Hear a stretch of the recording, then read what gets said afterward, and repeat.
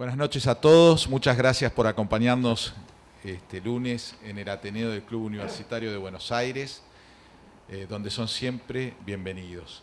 Hoy nos va a acompañar Pablo Ariel Grossi con su conferencia El arte, un puente a la trascendencia. Según el filósofo alemán Joseph Pieper, el arte es una de aquellas realidades que permiten al ser humano escapar de lo monótono y rutinario y adentrarse en un nivel más profundo de la realidad. El arte, en definitiva, hace más humano al ser humano. Pablo Ariel Grossi es maestro de escuela primaria y profesor y licenciado de filosofía. Actualmente se desempeña como director de escuela primaria y formador de futuros docentes. Realizó su tesis de licenciatura sobre el pensamiento del filósofo alemán, justamente Joseph Pieper. Bueno, está casado, además es padre de 3 niños y le damos la bienvenida a nuestro querido Cuba con un fuerte aplauso.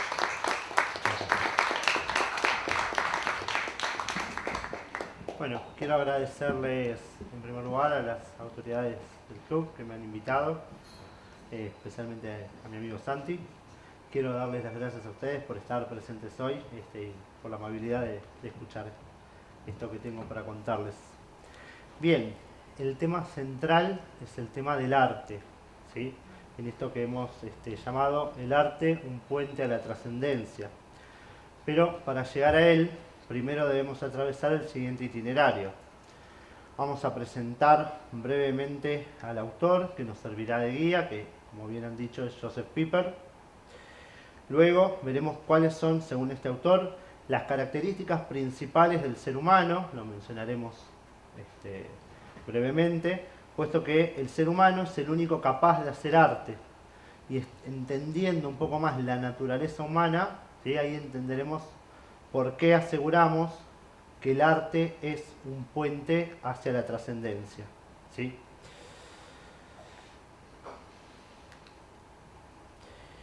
Bien, hay otros conceptos, además de ser humano, naturaleza humana, arte. Hay otros conceptos que nos van a servir de guía a lo largo de esta ponencia, ¿sí? Mundo totalitario del trabajo, dice Pieper, contemplación, mundo circundante, actos fundamentales. Bien, ¿quién es Pieper? Joseph Pieper nació en Westfalia el 4 de mayo de 1904. Se formó en las universidades de Berlín y Münster, donde realizó estudios de filosofía, sociología y derecho. Desde 1940 se desempeñó como docente en la Universidad de Münster, alcanzando el cargo de profesor ordinario en 1950 y ejerciéndolo hasta su muerte en 1997. Ejerció la docencia en la Escuela Superior de Pedagogía de Essen desde el año 1946. Asimismo, se desempeñó como docente en Canadá, Estados Unidos y España. Fue galardonado con numerosos premios literarios y académicos y perteneció a la Academia Alemana de Lengua y Poesía. Según el Papa San Juan Pablo II, se trata de un autor que ha inspirado a toda una generación de estudiantes de filosofía y de teología. Sus numerosas obras fueron traducidas a 15 idiomas, formando un legado de indudable relevancia. Buscó hacer una sólida crítica al activismo y al pragmatismo extremos que tuvo por delante. En efecto, desde una sabiduría perenne, Pieper le habla a su época. En la posguerra del mundo bipolar, marxista y capitalista, que le tocó vivir, se exacerbaba la utilidad del ser humano, su rendimiento laboral, su inserción en la maquinaria productiva. Todo ello en detrimento de su verdadera naturaleza, dignidad y fin trascendentes. Esto explica la insistencia de nuestro autor en el reposo, ¿sí? En la importancia del reposo, de la pausa, de la contemplación y del silencio. En última instancia, propone salir al encuentro del origen y el fin del hombre para poder dirigir mejor su devenir histórico, entendiendo mejor, ¿sí?, cuál es la naturaleza, cuál es el origen y cuál es el fin, el sentido de la vida del ser humano. Vamos a poder orientar mejor su existencia temporal. Bien, pasamos entonces a la segunda cuestión, que es el ser humano. La preocupación por el ser humano va a ser central en la obra de Pieper. Es un tema que aparece en todos sus libros. Por ejemplo, una de sus principales obras es El Tratado de las Virtudes, ¿sí? Que en nuestro país está editado en 2 volúmenes, en 2 tomos. En España se lo conoce como Las Virtudes Fundamentales, acá lo tradujeron y lo editaron en 2 obras, ¿sí? Bien, ¿qué es la virtud? Es el mejor modo de vivir que tiene el ser humano, ¿sí? Según la filosofía de Piper, que está inspirada por el pensamiento griego y medieval, el hombre virtuoso es el ideal, el modelo al que hay que apuntar. En otra obra desarrolla el modo particular en que el ser humano afronta el tema de la muerte, así como la posibilidad de la inmortalidad. Otro libro central, Defensa de la Filosofía, ¿sí?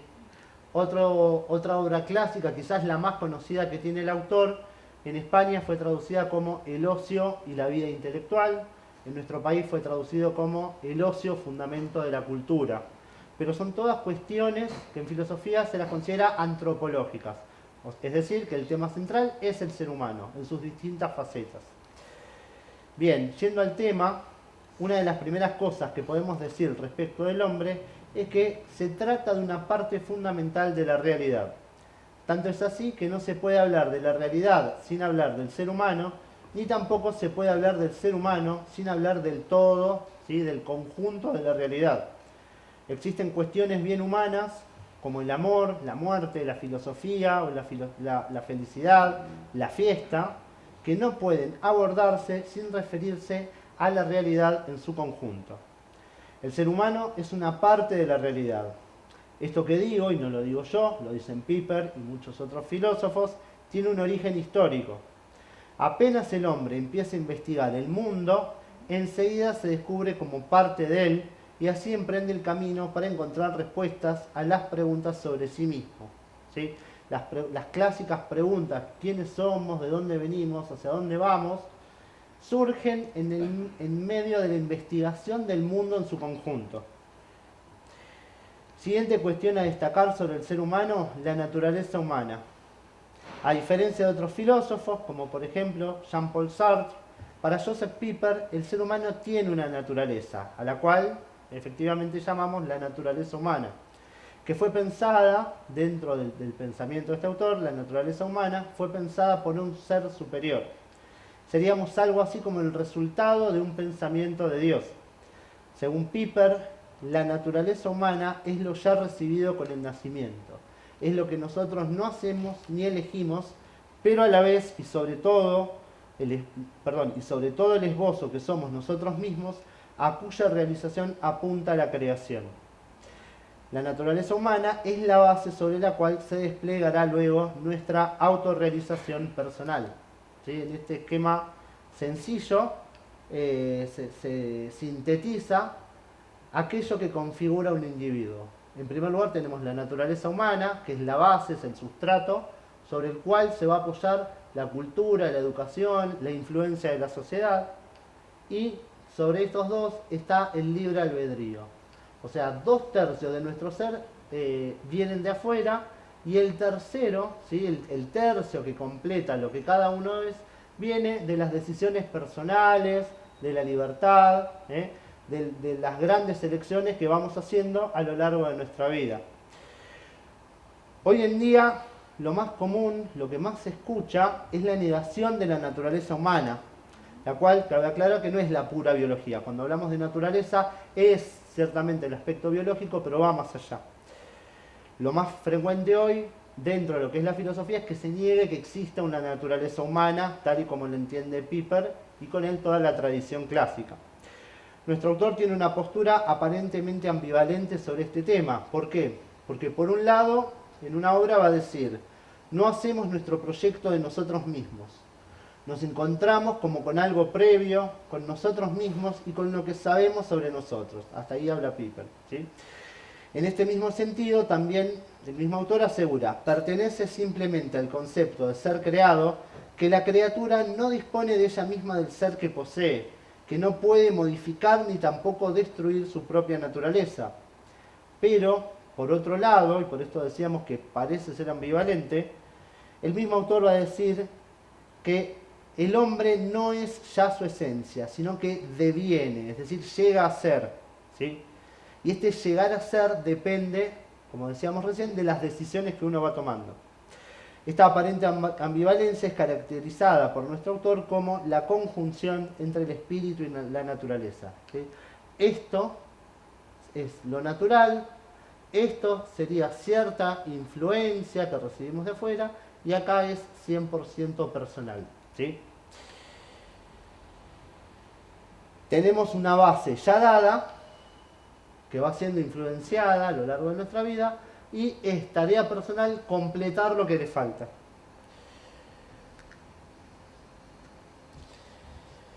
Nuestro autor presenta la situación del ser humano describiéndola como un status viatoris, ¿sí? Va a decir él repitiéndose los medievales. Esto significa ser caminante, o ser en camino. Según Piper, esta forma de ser propia del hombre lo hace ser algo que está siendo, pero que todavía no termina de ser. Entonces, es esta faceta dinámica y cambiante que tenemos las personas, ¿sí?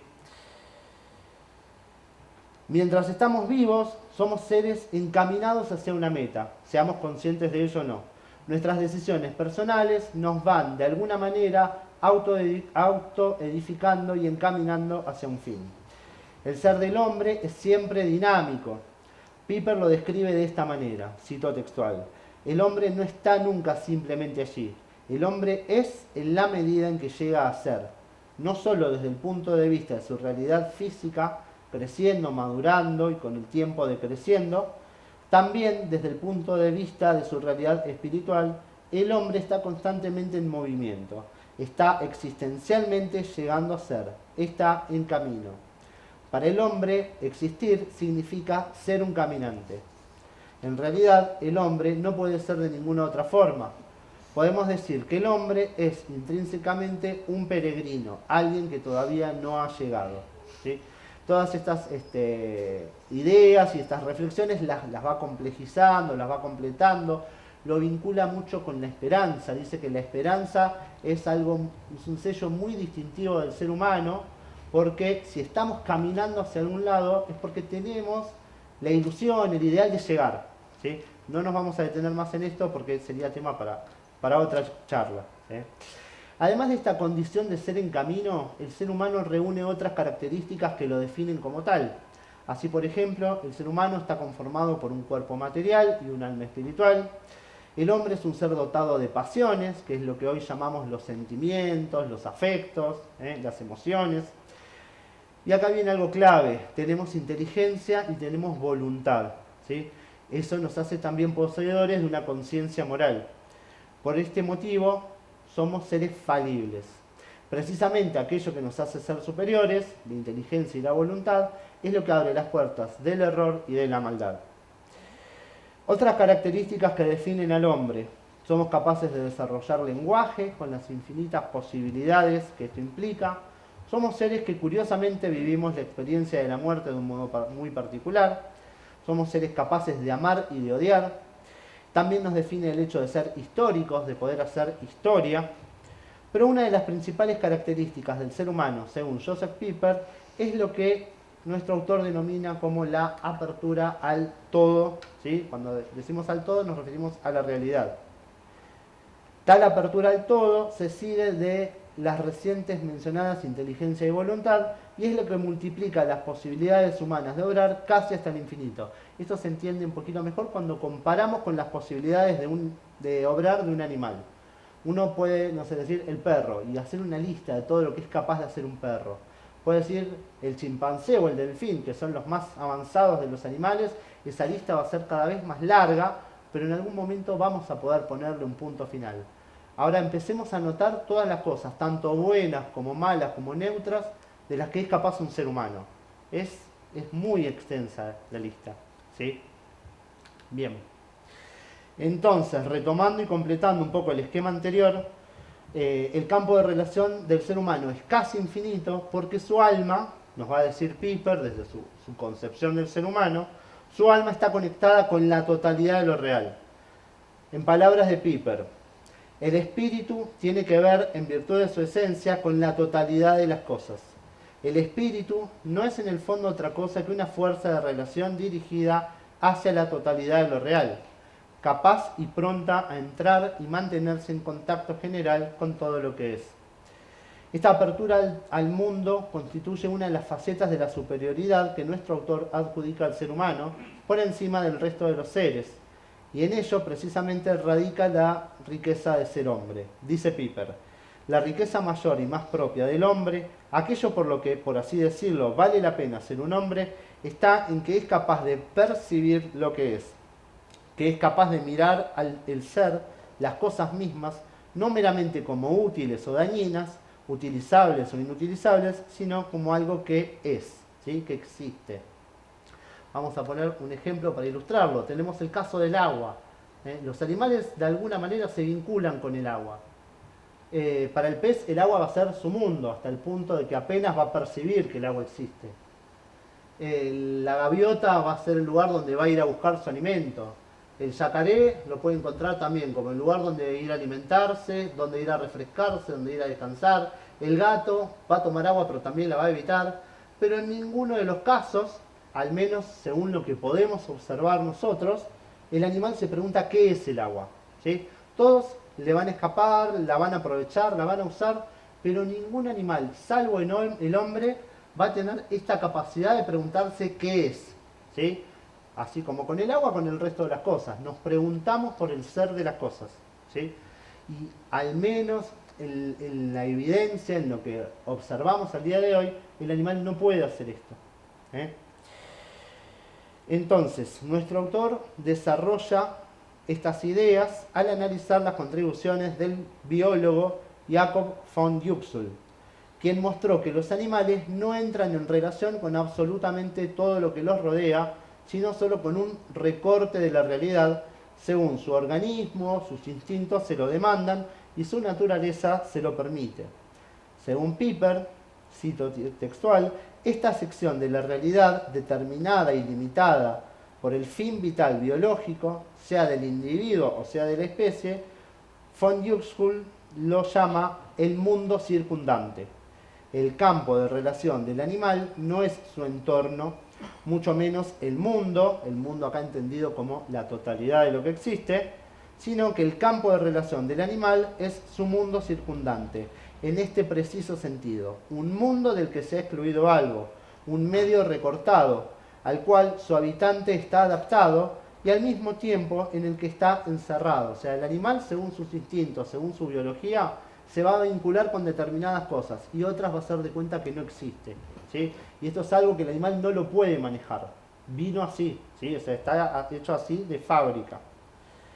Piper acepta todo esto de buena gana, pero comienza a discrepar cuando el biólogo asegura que nuestro mundo, o sea, el mundo del ser humano, de ninguna manera puede tener la pretensión de ser más real que el mundo perceptivo de los animales, ¿sí? O sea, para el biólogo, así como el animal excluye de su campo de relación ciertos aspectos de la realidad, el ser humano hace lo mismo. Es como si existieran más cosas de las cuales nosotros no nos percatamos, ¿sí? Y esto es algo universal, es decir, que se aplica a todos los seres humanos. Frente a esto, nuestro autor se pregunta, ¿cómo es posible que un ser limitado a su propio mundo circundante y encerrado en él pueda realizar una investigación sobre el mundo circundante? ¿Sí? O sea, si realmente fuera así, ¿cómo podríamos nosotros estar investigando el mundo circundante de los animales? El ser humano tiene un mundo circundante, sí, pero también está abierto al mundo como totalidad. Su mundo es el mundo, dice Piper. Esto lo podemos ver cuando, por ejemplo, hacemos el mismo trayecto, el mismo recorrido todos los días, para ir a trabajar, para volver a casa, y hay cosas que las empezamos como a excluir, ¿sí? de nuestra percepción, de nuestra mirada, de nuestros pensamientos. Ahora bien, si nosotros queremos, podemos dejar de excluir. Pasamos todos los días por un edificio muy lindo que tiene una fachada muy interesante, que es una joya arquitectónica, pero como es cosa de todos los días, dejamos de prestarle atención, ¿sí? Bueno, podemos salir de ese mundo circundante, ¿eh? Bien. Advertencia. La vida cotidiana, la monotonía de las rutinas y el ritmo de vida actual abren el riesgo de que nosotros también quedemos atrapados en un mundo circundante.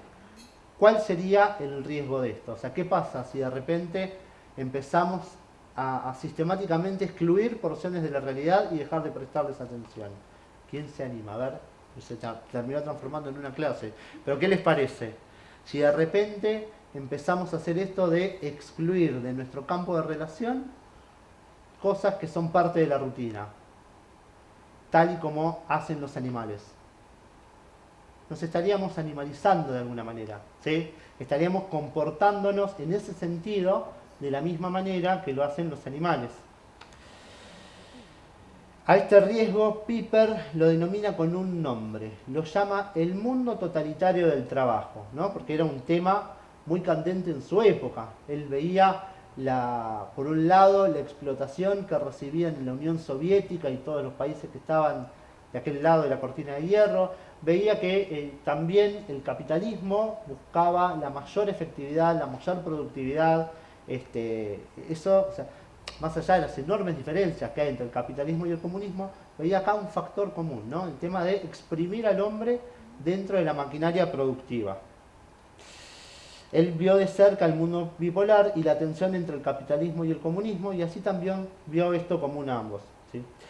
Así, de este modo, tanto de un lado como del otro del muro de Berlín, el ser humano fue visto en clave de productividad, de rendimiento laboral y de utilidad. De este modo se equipara al bien con lo útil, y todo lo que no es útil debe descartarse. Por ejemplo, esta conferencia no es útil, ¿sí? No es algo que tenga una finalidad práctica inmediata. El maravilloso concierto que escuchamos acá mismo la semana pasada no es algo útil, ¿sí? Por lo tanto, desde la mirada de esto que Piper llama el mundo totalitario del trabajo, no tiene valor alguno, ¿eh? Todo lo que no se puede aplicar inmediatamente a un fin práctico no sirve. Y esto Piper lo va a criticar y lo va a combatir, ¿sí? Entonces, consecuencias. ¿Cuáles serían las consecuencias de quedar atrapado dentro de esta vida monótona, rutinaria? Bien, en primer lugar, aburguesamiento espiritual, ¿sí? Es como Piper llama la frivolidad, ¿eh? Pérdida del sentido de la existencia. Me acostumbro a la rutina, hago todos los días lo mismo, todas las semanas, todos los meses, todos los años, sin preguntarme qué objetivo vital, existencial tengo, ¿no? Indiferencia frente a lo negativo del mundo, ¿no? Como una resignación pasiva, que por ahí comentamos y nos quejamos un poco, pero cada vez nos afecta menos, ¿sí?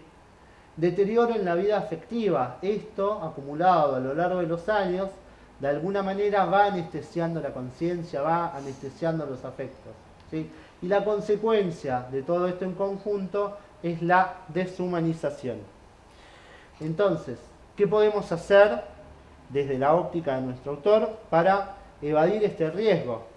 Bueno, Piper nos va a proponer varias cosas, ¿sí? Primero, recuperar la capacidad de asombro. Saber que todo lo que existe, de todo lo que existe conocemos una pequeña parte. Saber que todo lo que existe... Ahí está mejor, ¿no? ¿Se escucha mejor? Sí, sí. Saber que todo lo que existe podría no existir. Y de esa manera tratar de mirar al mundo cada vez como si fuera la primera vez. Sentir curiosidad y atracción por todo lo que existe, de manera tal que intentemos develar los misterios, ¿sí? Los misterios que se nos van cruzando en el camino. Cuando hablamos de misterios nos hablamos de cosas, de realidades que no llegamos a comprender del todo, las comprendemos parcialmente y de alguna manera nos desafía, ¿sí? Pero sabiendo de antemano que nunca vamos a poder saberlo todo, ¿eh? Podemos saber mucho, podemos saber más, pero nunca saberlo todo. Eso no nos tiene que paralizar, sino todo lo contrario. No olvidemos que en esencia, en el fondo, somos caminantes, somos seres en camino, ¿sí? A esto se refiere Piper cuando habla del asombro. En segundo lugar, contemplar. La mencionada apertura al todo, el poder conectarnos con la totalidad de lo real, el tener una inteligencia como la que tenemos, es precisamente lo que posibilita al ser humano a contemplar. Para nuestro autor, el concepto de contemplación tiene un significado muy particular. Dice Piper que contemplación quiere decir lo mismo que mirada amorosa. También dice que la contemplación es la mirada perceptiva suscitada por una previa aceptación amorosa. y que lo que caracteriza y distingue a la contemplación es el conocer encendido por el amor.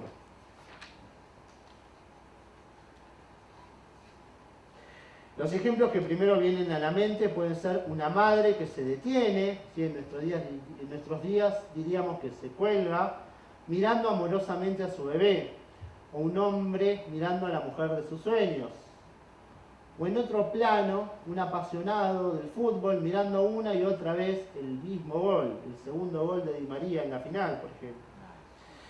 Son todas miradas encendidas por el amor. Ahora bien, es necesario hacer acá alguna aclaración más. Amor es tanto como estar contento y satisfecho con la existencia de aquello que se ama, ¿sí? Para Piper, amar es poder decirle a algo o a alguien, más a alguien que a algo, qué bueno que existas, ¿sí? Ese es el núcleo, la base central del amor. Después hay un desarrollo posterior, pero el punto de partida es eso. Es poder decirle algo o a alguien, qué bueno que existas.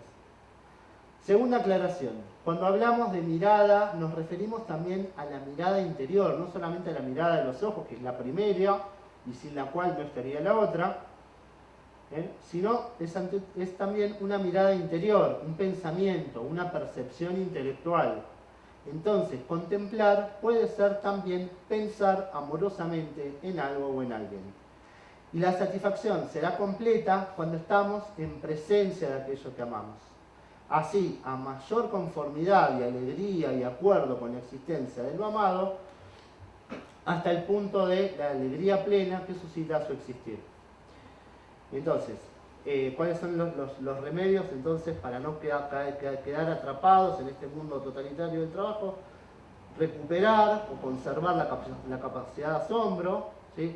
Contemplar, en algún momento también Piper va a decir, está bien, hay actos concretos de contemplación, cuando uno mira a un ser amado, cuando uno mira una obra de arte, como vamos a profundizar en un rato, pero también tiene que ser un estilo de vida, el estilo contemplativo. En medio de la rutina, en medio de las actividades, uno puede tener momentos de pensar y deleitarse en ese pensamiento de aquello que uno ama, ¿sí? Y un tercer remedio frente al riesgo de quedar atrapados en un recorte de la realidad, o mundo circundante, o mundo totalitario del trabajo, se encuentra en aquellas actividades que Piper denomina como libres. Cambiar una rueda del auto, hacer un arqueo contable, llevar a cabo un proceso judicial, no son actividades libres, en el sentido de que no son fines en sí mismas. Son todas actividades que por lo general se hacen para poder alcanzar un fin ulterior, ¿sí? Para desintoxicar el alma y salir de la monotonía, dice Joseph Piper, necesitamos actividades que no estén subordinadas a otra cosa, que sean fines en sí mismas. A estas actividades Piper las llama actos fundamentales del ser humano. Estos actos, que reúnen una serie de características y permiten al ser humano atravesar la barrera de lo puramente fisiológico, lo monótono y lo rutinariamente cotidiano. Por tener un cuerpo material, ciertamente estamos sumergidos en el mundo material y cotidiano, ¿sí? Piper no es un maniqueo, una persona que niega la importancia del cuerpo, de las necesidades biológicas, del sustento material. Aparece a lo largo de su obra la importancia que él le da a estas cuestiones, ¿sí? Pero, por tener un alma, tenemos que encauzar nuestra existencia más allá de lo meramente material, de lo biológico y lo físico-químico. Estos actos fundamentales a los que se refiere nuestro autor son tres y precisamente nos permiten ir más allá, es decir, nos permiten trascender. ¿Cuáles son las características que tienen estos actos? Vamos a mencionar algunas. En primer lugar, estas tres realidades no deben instrumentalizarse, es decir, que no deben ponerse al servicio de otra cosa, sino que deben realizarse como fines en sí mismos. Y si esto no sucede, si se realizan buscando algún otro fin, se está corrompiendo su esencia. En segundo lugar, estos actos surgen de lo que recién describíamos como la contemplación. En tercer lugar, estos actos, al estar vinculados con aquello que hace hombre al hombre, nos humanizan, es decir, hacen más humano al ser humano. Ya hemos dicho mucho sobre ellos, pero no hemos dicho todavía cuáles son. Bien, Estos actos o actividades son la filosofía, la religión y el arte. Y así por fin llegamos al tema central. Fíjense hasta qué punto nuestro autor pondera al arte, que lo pone a la altura ni más ni menos que de la filosofía y de la religión. Bien, entonces vamos a recapitular un poco, ¿sí? El ser humano se compone de cuerpo y alma, está abierto al todo de la realidad. Así como el cuerpo tiene necesidades, el alma tiene las suyas. El ritmo de vida actual conlleva el riesgo de que olvidemos las necesidades del alma, con todos los riesgos que esto conlleva. La filosofía, la religión y el arte satisfacen estas necesidades, ¿sí? Este es el panorama desde el cual abordaremos la importancia del arte como puente para trascender. La reflexión en torno a la experiencia artística es otra cuestión que atraviesa casi todos los textos de Joseph Pieper. Es posible encontrar menciones en sus distintas obras, artículos, discursos y locuciones radiales donde se expide sobre el asunto. Asimismo, se encuentra editada en forma de opúsculo una selección de textos sobre el arte bajo el título Solo quien ama canta, el arte y la contemplación, ¿sí? Esta es quizás la obra donde más desarrolla el tema del arte, pero en otros libros también aparece. También es frecuente encontrar textos sobre diversos temas en los que se remite a artistas u obras concretas. Diremos entonces algunas palabras a partir de estas obras, ¿sí? A Pieper le gusta mucho citar poetas, remitirse a la descripción de algún cuadro, de alguna pintura, reflexionar sobre alguna pieza musical clásica. Bien. Así como lo hacen la filosofía y la religión, el arte, para ser auténtico, debe ser libre. No se lo debe instrumentalizar. Según Pieper, el hacer creador del artista, dice literalmente, no se somete sin más a la reglamentación del mundo laboral. Hay toda una crítica a lo que hoy se llamaría el arte comercial, ¿sí? Asimismo, el verdadero arte se nutre de la conmoción existencial frente a lo incomprensible de la realidad. Muchos artistas concibieron sus obras en algún momento fuerte de sus vidas, la pérdida de un ser querido o el nacimiento de un hijo, un romance, ¿sí? Algo terrible que sacudió a la humanidad, muchas veces fueron materia de inspiración para los artistas. Y allí surge, entre otros motivos, el parentesco entre el arte y la filosofía, ¿sí? Esto lo va a decir literalmente Pieper, entre el filósofo y el poeta. Ambos tendrían que vérselas con lo asombroso, con lo que provoca y estimula el asombro. De la misma manera, el filósofo y el poeta, nos dice Pieper, comparten el mismo riesgo profesional.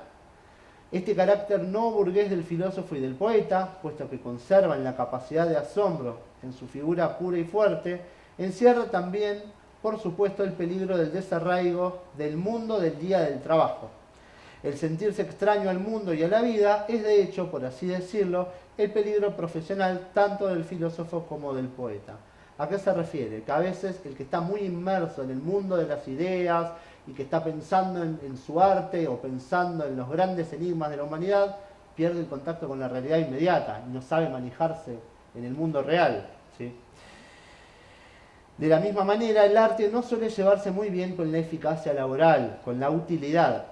Pieper asegura, un poema verdaderamente grande, un poema cósmico, concebido conforme a la mayor mesura en imágenes, forma y musicalidad, produce un efecto exactamente tan extraño y curioso como el de la pregunta filosófica en un mundo atento exclusivamente al logro de objetivos utilitarios. Unas páginas más atrás, Pieper decía, imagínense que estamos dirigiendo una gran empresa o construyendo una casa. Y de repente alguien frena todo el trabajo del equipo y dice, ¿por qué existe el mundo? ¿Quiénes somos? ¿De dónde venimos? ¿A dónde vamos? Lo más probable es que lo echen del lugar a la persona que haga eso por desubicado, ¿sí? Bueno, dice, el poeta corre el mismo riesgo. Ponerte a recitar una poesía en medio de una obra en construcción o en medio de un día ajetreado en una fábrica va a generar cierta irritación, ¿sí? por no ubicarte en tiempo y espacio. De la misma manera, el filósofo y el poeta, Pieper identifica el arte con lo bello. A su vez, es necesario destacar un doble aspecto de la belleza, a saber, uno objetivo y otro subjetivo.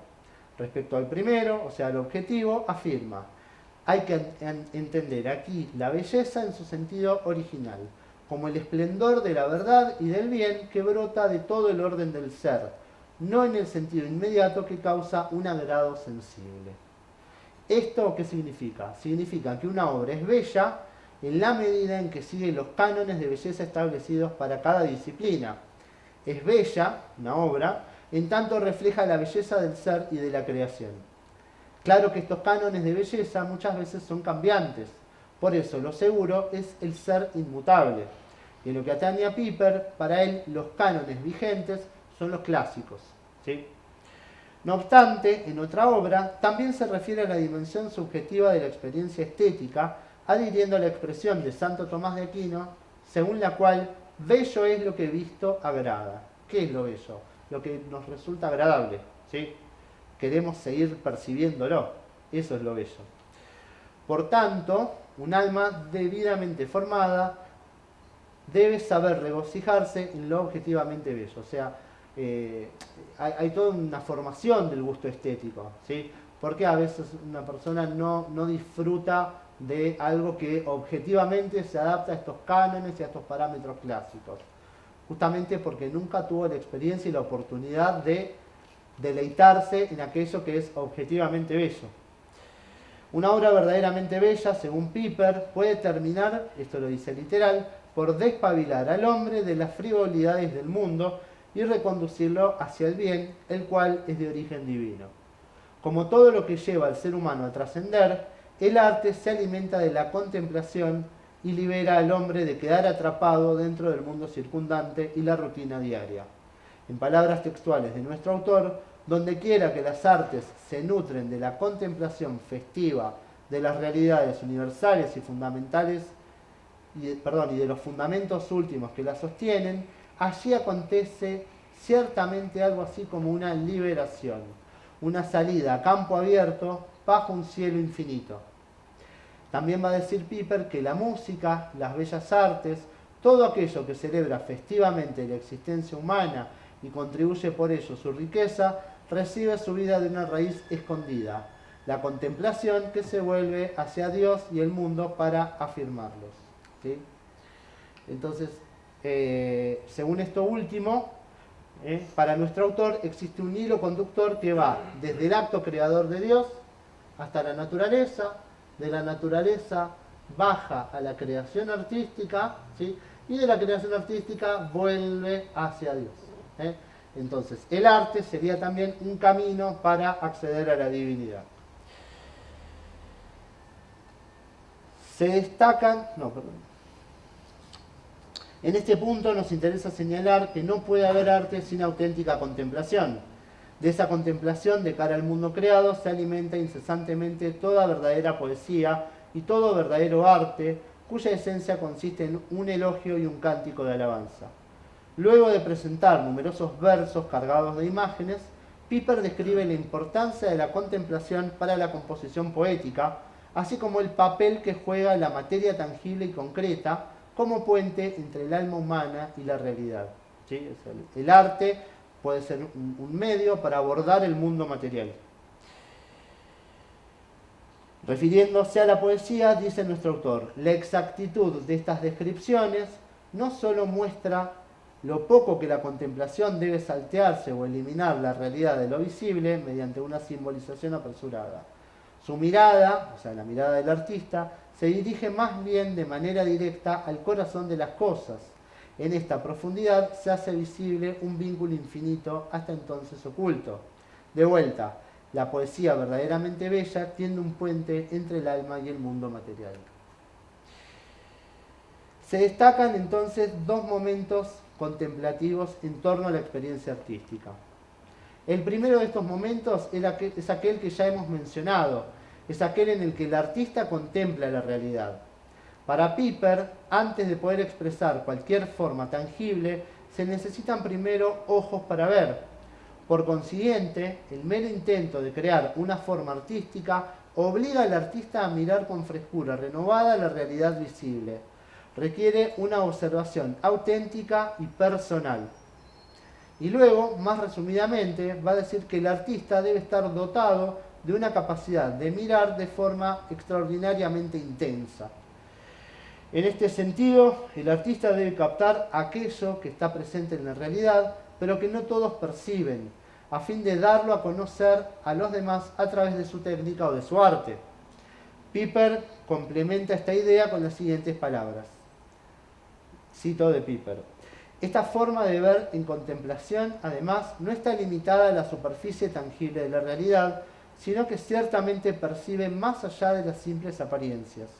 El arte que surge de la contemplación no pretende tanto copiar la realidad, como más bien aprender los arquetipos de todo aquello que es. Esto significa, hasta ahí habla Piper, ¿sí? Yo agrego, esto significa que el artista debe viajar hasta el corazón de la realidad y a través de su arte presentárselo al mundo. También lo va a decir nuestro autor de la siguiente manera.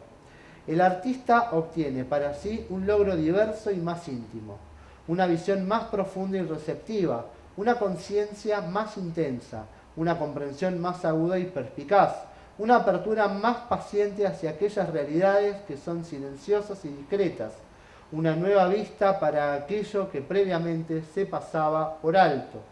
En una palabra, el artista se capacita para percibir con ojos nuevos la abundante riqueza de toda la realidad visible. Y desafiado de este modo, obtiene por añadidura la capacidad interior de incorporar a su entendimiento tal cosecha de frutos sumamente rica. Su capacidad de ver aumenta. Esto me hace acordar a algo que había dicho una vez el autor de El Señor de los Anillos, ¿sí? Él dijo que no había inventado esos mundos, esos personajes, no los inventó él. Él los vio en la realidad y lo único que hizo fue volcarlo por escrito, ¿sí?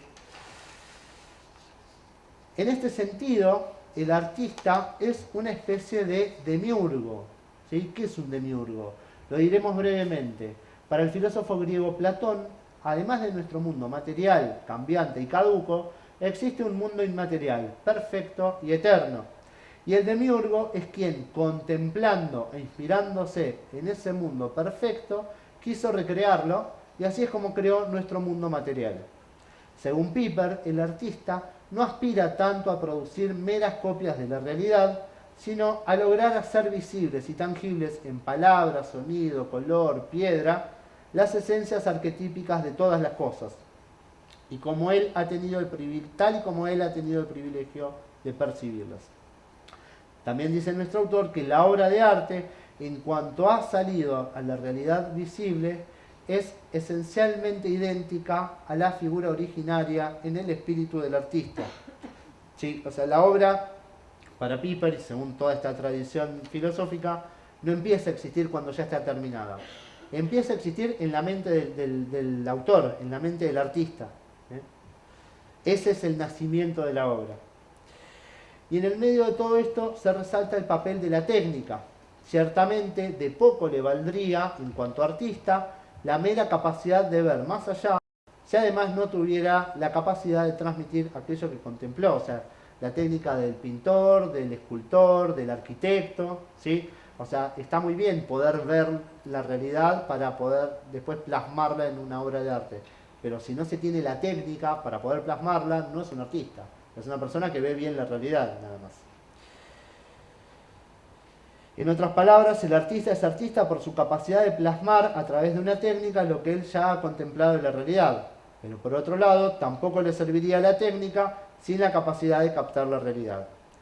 Hasta acá hemos hablado del primer momento contemplativo en lo que se refiere al arte, que es la contemplación que hace el artista. El segundo momento contemplativo en torno a la obra de arte es aquel en el que el espectador contempla la obra. En este sentido, el arte es un acto fundamental y un camino de trascendencia.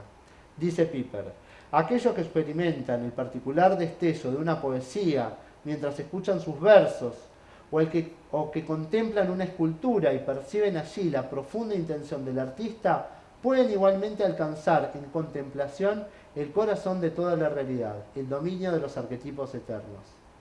Siendo fiel a la tradición aristotélica, para Piper la contemplación de una obra genera un efecto liberador en el espectador, la famosa catarsis de la que muchas veces se habla, ¿sí?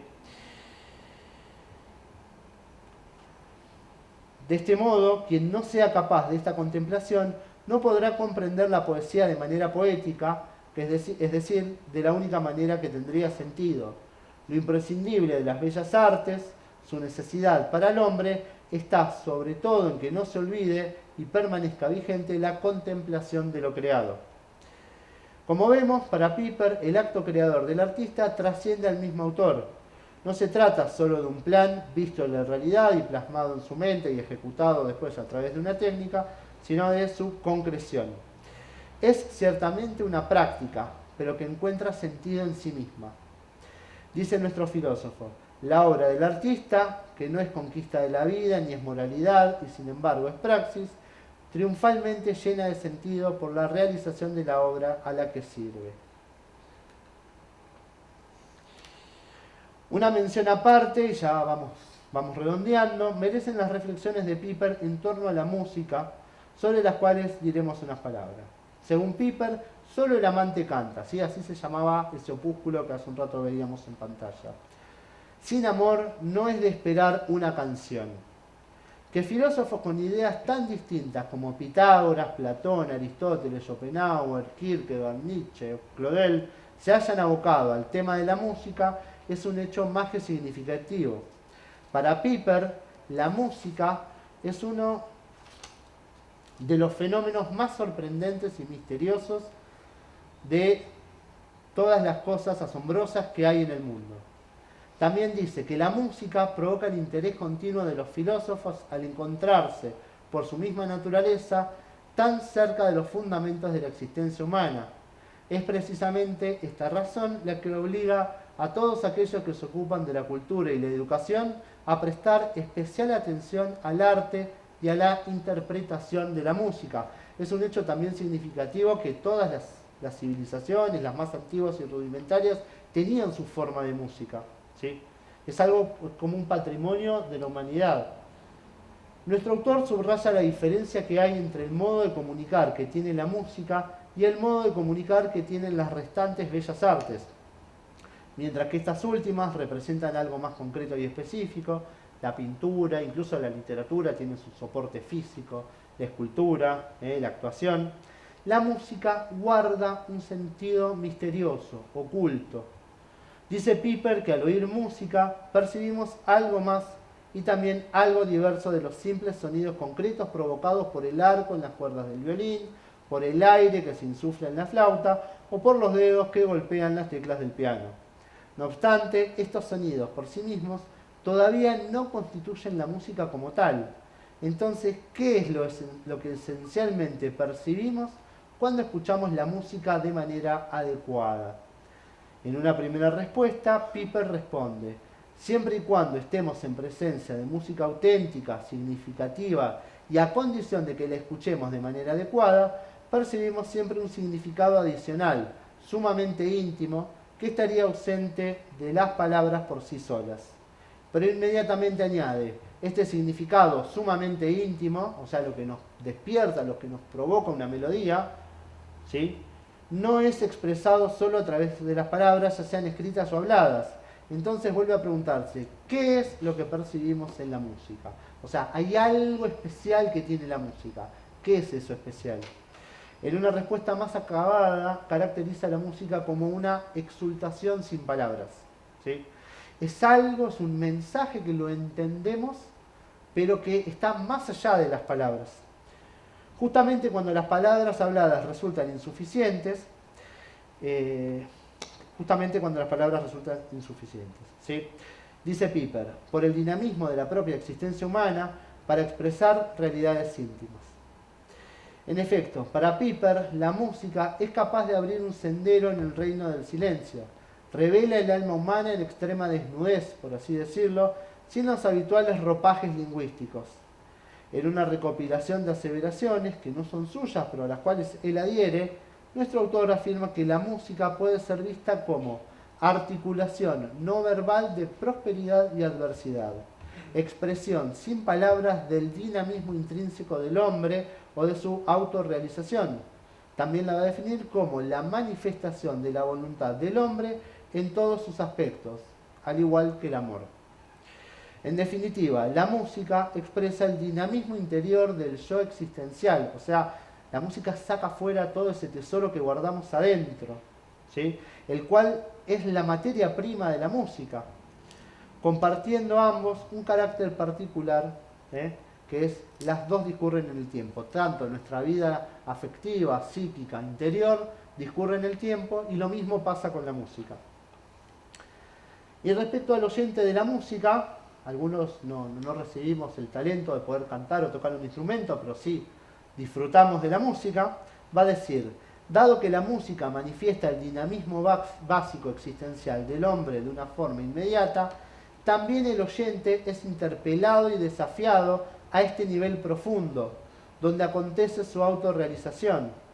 Es en esta profundidad existencial del que escucha, más allá del límite de los juicios formulables, donde resuena el eco, en idéntica inmediatez, de aquella misma vibración que profiere la música sonora.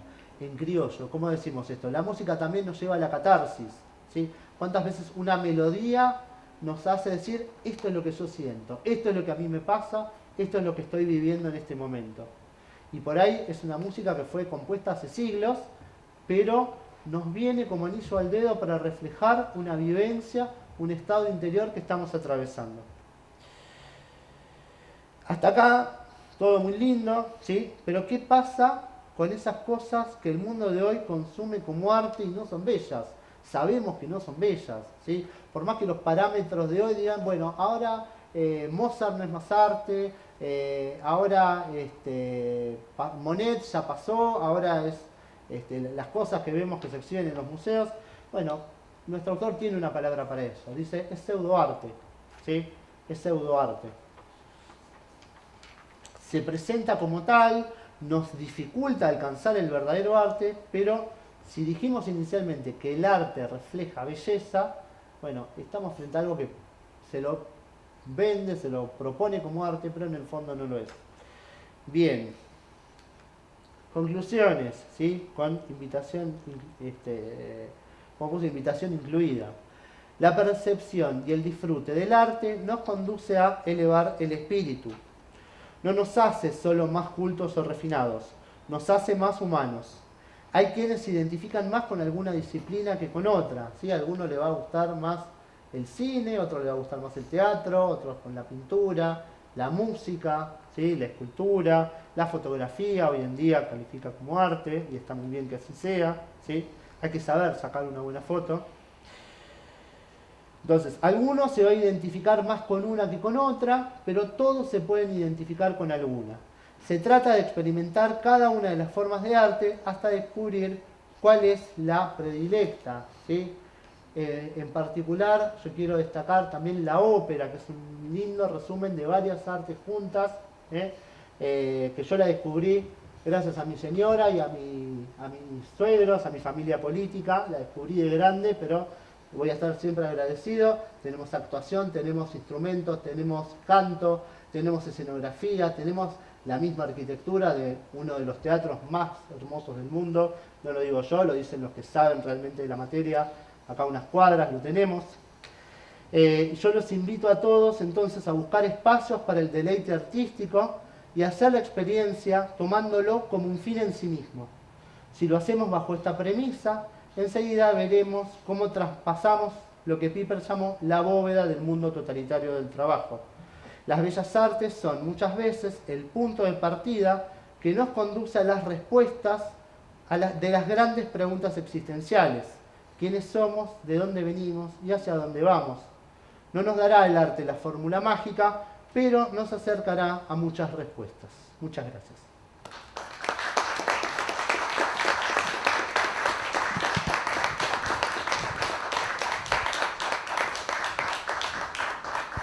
Bueno, muchas gracias. Ahora está abierta la posibilidad de hacerle preguntas al expositor. Yo simplemente levantan la mano y Analía les va a llevar el micrófono. Yo te quería preguntar, para empezar, vos hablás del arte como reflejo de la belleza, y a mí se me viene a la cabeza obras de arte como el Guernica, por ejemplo, de Picasso, que tampoco creía en Dios, porque vos mencionaste mucho a Dios y a la belleza. ¿Eso no calificaría de arte o cómo lo visualizás vos? Sí, ahí lo que hay que ver es la belleza en la técnica, ¿sí? Hicimos mucho hincapié en saber en que la técnica va, o sea, supone el saber contemplar la realidad, ¿sí? Y poder darla a conocer. También hay imágenes, y retomo lo que vos mencionaste, que salió la temática religiosa, un Cristo crucificado y ensangrentado. Bueno, la belleza está justamente en saber reflejar esa realidad, ese aspecto de la realidad, ¿sí? Es feamente bello, si se quiere. Pero una cosa es el Guernica, que está reflejando una realidad fuerte, pero la está reflejando bien, incluso con la deformación. Y otra cosa es lo que muchas veces nos proponen hoy, no sé, una lata de tomate reventada, que no refleja ninguna realidad, no hay ninguna técnica detrás. ¿Sí? O sea, yo siguiendo al autor, adhiero a una concepción clásica del arte. ¿Sí? Y esa belleza no hay que entenderla como que refleja solamente cosas bellas, sino que está bellamente reflejada esa realidad que en sí misma no es bella. Yo creo que el Guernica, que a Picasso le costó mucho hacerlo después de la guerra civil y de la bomba, no le puso color, lo hizo en blanco, en grises y en negros. Y la fuerza de la obra, la madre con el niño, el caballo, es una obra de arte fuerte. Sí. No todo es bello, como puede ser el David, que es maravilloso en su época. También el arte va cambiando, no todo el arte tiene que ser bello. Goya, que fue un gran artista, cuando hacía las brujas y los grabados, era muy fuerte. Y bueno, el tiempo también, momento de guerra, se pinta de una manera. El momento donde uno vive, si hay sol, como hacía Macho, el mismo Van Gogh, cuando sale de Holanda, de las planchadoras, va bajando, se va a la costa francesa, y esos amarillos, es muy importante el ambiente donde uno le toca pintar, el momento y los momentos. Estoy de acuerdo, o sea, la belleza está en la capacidad que tiene el artista de reflejar esa realidad que de por sí no es bella. Hay una expresión que trascendió el mundo de la filosofía, que vino de un autor de la escuela de Frankfurt, no me acuerdo si fue Walter Benjamin, que dijo: después de Auschwitz no puede haber más arte, después de Auschwitz no puede haber más poesía. Y en realidad yo creo que en los momentos de mayor horror de la humanidad es donde se necesita de un salvavidas que le muestra al hombre que hay una alternativa al horror padecido. Es lo que nos salva el arte.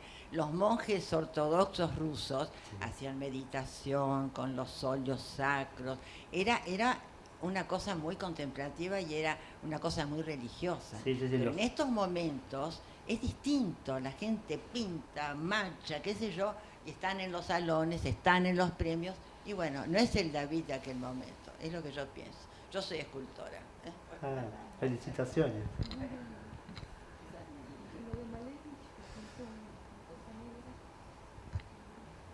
Gracias. Bueno, hola, muchas gracias. Mucho gusto.